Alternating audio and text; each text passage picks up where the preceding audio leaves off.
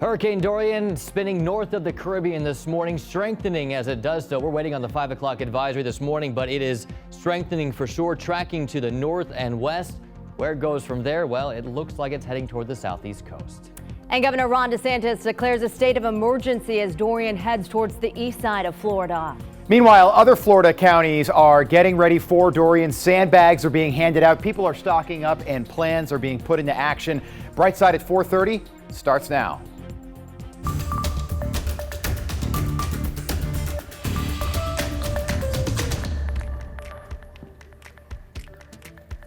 Well, good morning and thanks so much for being with us here on Brightside on this Thursday morning. I'm Rob Finnerty. I'm Kayla Mockerby. We want to get right to Hurricane Dorian. Everyone wants to know what's going on this morning with the storm. Grant. All right, guys. Yeah, meteorologist Natalie Ferrari and I here in the Weather Center this morning. Natalie, it's starting to get a little concerning, I think, to say the least. Strengthening a little bit faster than the models originally had said.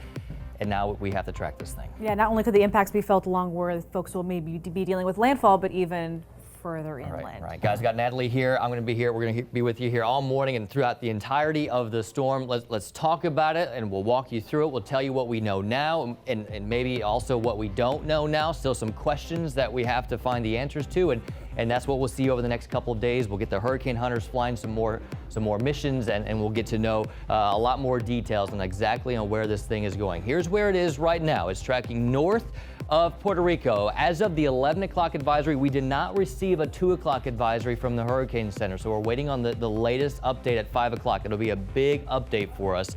But as of 11 o'clock, it was 90 miles north of San Juan, Puerto Rico, moving to the northwest at 13. Wind speeds had increased to 85 miles per hour. It's a Category 1 hurricane as of 11 o'clock. However, we have seen some strengthening overnight. You got those outer bands. You also have a developing eye wall, of course, a fairly well-defined center circulation. Obviously, that eye also defined as well. In terms of alerts right now, there are no alerts in effect. Tropical storm warnings or watches or hurricane watches and warnings, but we will likely begin to see those issued over the next 24 to 48 hours for the east coast of Florida. Here's the latest forecast track. Not a lot of big changes from when you went to bed last night. Still expected to strengthen, potentially becoming a Category 2 hurricane as early as this morning, but more likely this afternoon. It will then continue to strengthen as it makes that turn to the north and west, and more so to the west as it strengthens to a Category 3 storm as it approaches potentially the east coast of Florida. There still is that margin of error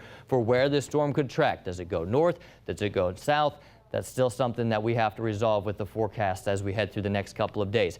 As it moves across the state, if that's the track that it takes, it would weaken as it arrives here in the Bay Area. So that would be good news for us. We wouldn't be looking at a Category 3 hurricane as it moves over our area if it tracks in this direction. Regardless, though, we would have to prepare for the potential for tropical storm force winds. Right now, the probability for tropical storm force winds is around 66%. So we're looking at a better than 50% chance that we begin to see tropical storm force winds as we go through our Labor Day weekend. The most likely arrival time of those tropical storm conditions, which would be wind speeds in excess sustained of around 35 miles per hour. So you're talking about sustained winds up there at 35 miles per hour or stronger sometime on Sunday. It looks like Sunday afternoon will be the arrival time of that. Obviously, this is all dependent on that track. Does it go south? Does it stay out in the ocean a little bit longer? A lot of variables, and we'll talk about this throughout Brightside this morning, guys. In terms of hurricane force winds, that would be 74 mile per hour winds or stronger. The probability that we see those winds here in Tampa is around 16%. So obviously the probability of those tropical storm conditions a little bit higher. Let's get you through our Thursday first. Temperatures right now across the Bay Area, generally in the upper 70s to right around 80 degrees. We've had some storms off the coast. Those continue to move away from us. Winds moving from the northeast to southwest today. So we'll see those scattered afternoon showers and storms. I think we see a fair amount of sunshine this morning. Temperatures peak around 93. It's a hot and humid day today with those showers and storms later this afternoon, but the environment begins to change as we go through the rest of the week. So we'll talk about that. We'll talk more about Dorian in just a few minutes. All right, Grant, thank you. We're going to be checking in with Grant and Natalie a little bit more than normal, as you would understand, as we get ready for Hurricane Dorian. 10 News is your hurricane headquarters, so let's get you in the know with everything you need to know about Hurricane Dorian right now. Yeah, especially for all of those who are new to Tampa Bay, a whole lot of you. Puerto Rico avoided the full wrath of Hurricane Dorian on Wednesday. It caused some minor damages on the island, but the U.S. Virgin Islands took a more direct hit with power outages and flooding in the area. Now, right now, the east coast of Florida is under a state of emergency because of Hurricane Dorian. Governor Ron DeSantis made the declaration just 12 hours ago. Most of Florida is in that cone of uncertainty that Grant was just mentioning. The governor wants everyone in the state to be prepared. Stores across the state are being emptied out as people stock up for the storm. The governor says everyone should have at least 7 days worth of water, food, and supplies, but to be prepared to be evacuated if told. The emergency declaration just allows resources to be distributed more quickly ahead of the storm's arrival. It's very common to see that. That's right. And sandbags are a helpful tool to keep water out, especially if you're in an area that floods a lot. So right now, Pasco, Polk, Hillsborough, and Highland counties are offering sandbags, and so is the city of Tampa and Pinellas Park. And we've got a list of sandbag stations on our website. A big tool for you right now, WTSP.com. It's on the front page, so it's easy for you to find. All right, for any SNAP recipients, benefits are usually distributed on the 1st and 15th of each month. We know that. Right now, we're waiting to hear from the USDA on if they're going to release those benefits a little bit earlier because of Hurricane Dorian. During Hurricane Irma 2 years ago, the distribution was done early, but then all the food recipients bought food for the storm, and that food spoiled because, of course, everyone basically lost power because of Hurricane Irma. So as soon as we hear from the agency, we will send an alert directly to your phone. All right, but we do know right now that Gas Buddy's Fuel Tracker app goes live today. It will be activated at noon today, so you can report gas stations that do and don't have any gas. The Tracker app is also very helpful, especially if the power goes out and you can't look things up on your computer. That's right. All right, hurricane shutters are the best way to keep your windows or any glass doors safe during a storm. And if you can't put them up yourself, you're probably hiring someone to do that for you. As you can imagine, businesses have been swamped with calls from people either asking for them to install or fix their storm shutters. One company is getting almost 250 calls an hour right now. They say your shutters should be ready a week before the storm hits. People think that just putting, basic materials over their windows and tape and all that's going to work. It's all just false security. None of it works. All right, so experts, they say that hurricane shutters are the cheapest way to protect your windows in a storm. The key is to prepare ahead of time, especially if you're putting them up yourself. And today, Pasco Hernando State College is hosting a Hurricane Prep Expo in Brooksville. There will be representatives from the Hernando County Sheriff's Office, Emergency Management, and utility companies. The expo will be from 3 until 6 o'clock at the North Campus in Brooksville on Ponce de Leon Boulevard. All right, here's something kind of interesting. The Kennedy Space Center also getting ready for the storm, as you would imagine. The enormous crawler at the Kennedy Space Station is at Launch Pad 39B, just in case NASA needs to move the mobile launcher back inside the VAB, which is the Vehicle Assembly Building. The crawler burns a gallon of fuel every 30 feet it moves, and it goes only 1 mile an hour, so it's really slow. That's why it takes about 8 hours for any big moves to be completed. Because the mobile launcher is so tall, it will be affected by the wind of a potential hurricane. So they have to analyze what the wind loading would be, and if it exceeds what we think it should see, then we bring it back to the VAB.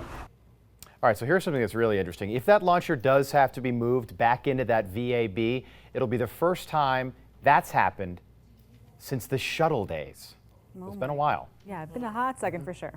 Well, if you are not sure what goes into a hurricane kit, as a lot of people are preparing right now, Chief Meteorologist Bobby Deskins put together a full guide, which you'll find at WTSP.com/tropics. Just tap on the hurricane planning tab here or swipe left once on your smartphone. Natalie Ferrari in this morning too. Yeah. With Grant, as you guys track this storm, we have a ton of ways to help people get prepared on our website.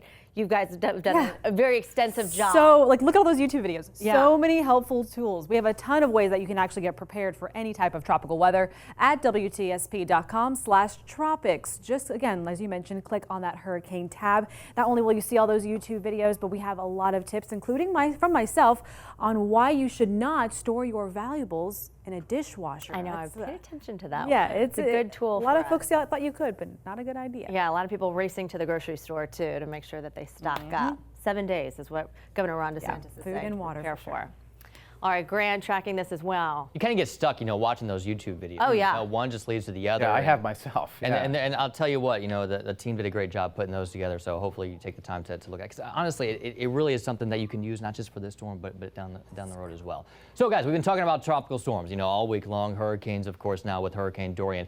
But You've seen the spaghetti models, right? Have you ever thought, oh, what do those even mean? They're confusing, aren't they? Sometimes we try to explain them, but let's go a little bit beyond the headline this morning and talk about them.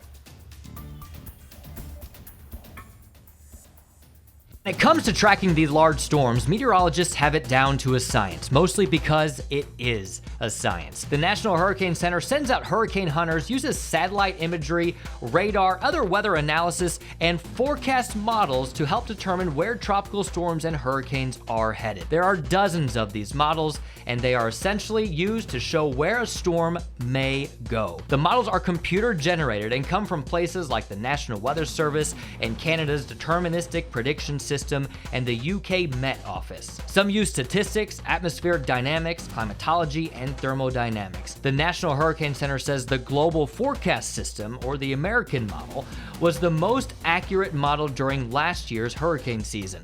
This year, it actually got an upgrade on its software, hopefully improving its accuracy even more. Other frequently used forecast models include the North American model as well as the European model. Because there are so many, the tracks eventually start to look like the Italian dish spaghetti. The forecast models and other weather analysis is ultimately used as tools by the meteorologists at the National Hurricane Center to create the official forecast cone. The Hurricane Center defines this as the area swept out by a set of circles along the forecast track in 12-hour intervals, meaning somewhere in that range the storm could possibly experience a direct impact. All right, our coverage of Hurricane Dorian will continue after Brightside today. CBS This Morning will be live in Cocoa Beach. Their report begins at 7:05. And stick with us. We've got all of the latest details tracking the storm this morning.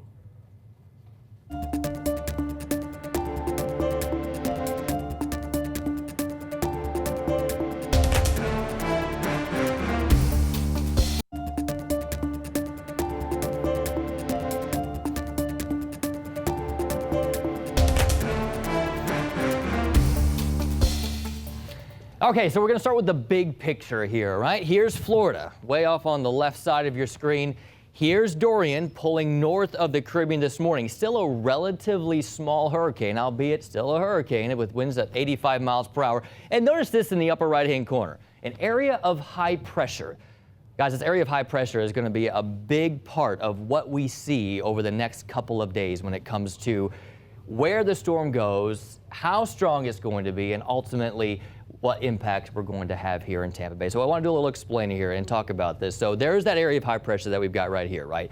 So this area of high pressure is ultimately going to be steering where Dorian goes. So watch, as the storm starts to pull to the north, that ridge of high pressure pushes farther to the west. So that will keep Dorian from tracking farther to the north, which obviously we'd like it just to go north and move off into the Atlantic. Now this ridge of high pressure is going to continue to move in, and another area of high pressure develops as well. So as both of these work in tandem, think about it as just a blocking, like an offensive line, just blocking anything from coming through. Yeah. And that's ultimately what is going to steer Dorian and make that left turn, or that westward turn, steering it toward Florida. Now, when do we typically know exactly where this is going to hit? Is it 24, 48 hours out? Every single model run, every single day, we're going to know a little bit more. We're going to have a lot more confidence in that forecast. Unfortunately, we're still 4 days out from it potentially making landfall on the east coast of Florida. So here's the big question at this point, guys. It's how strong are these high pressure systems?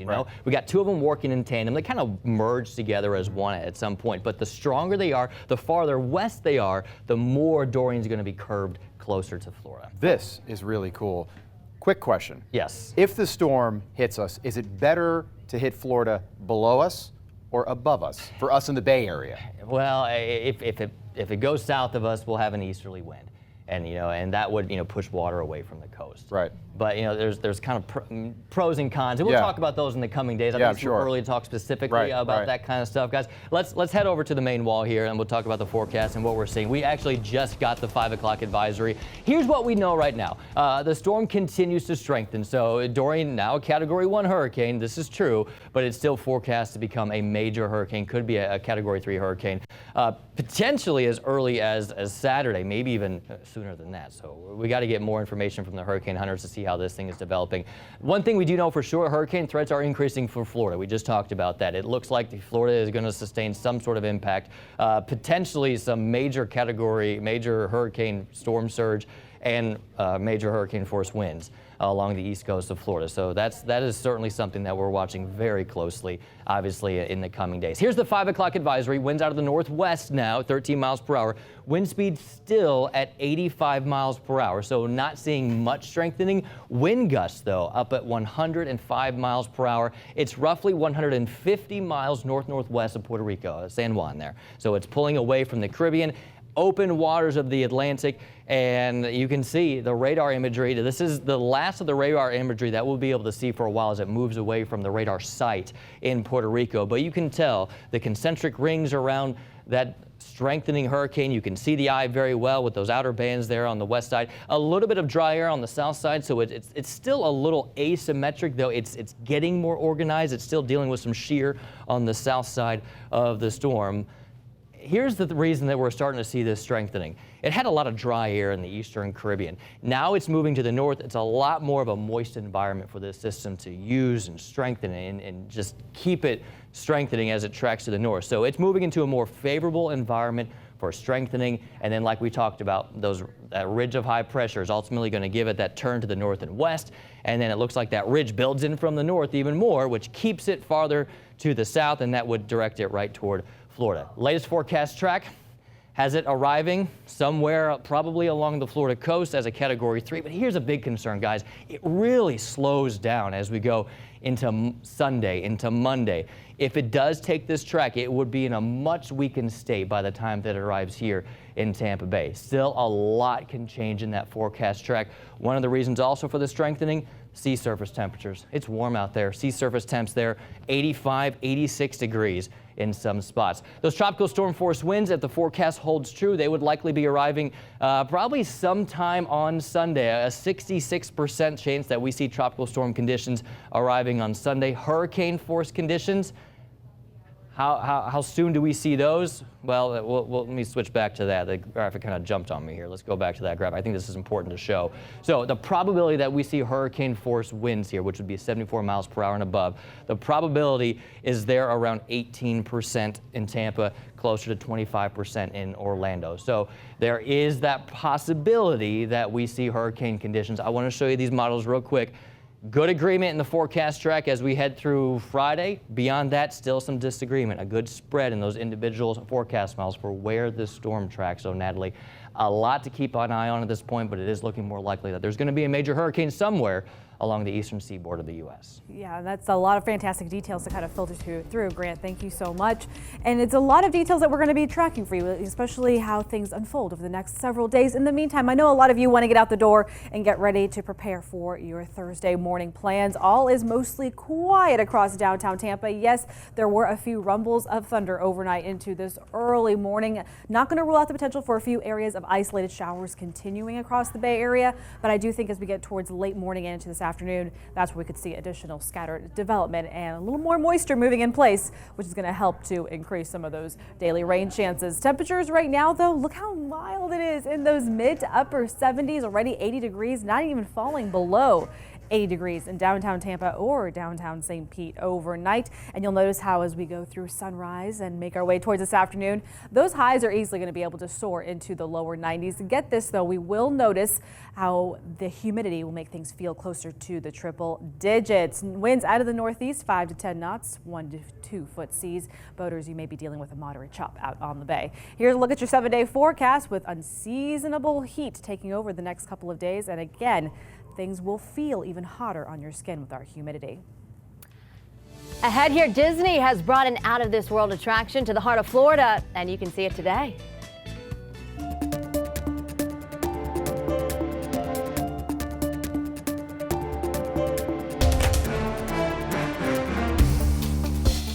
Well, Disney has brought us a galaxy from far, far away right here to Orlando. Star Wars Galaxy Edge opens in Disney World today.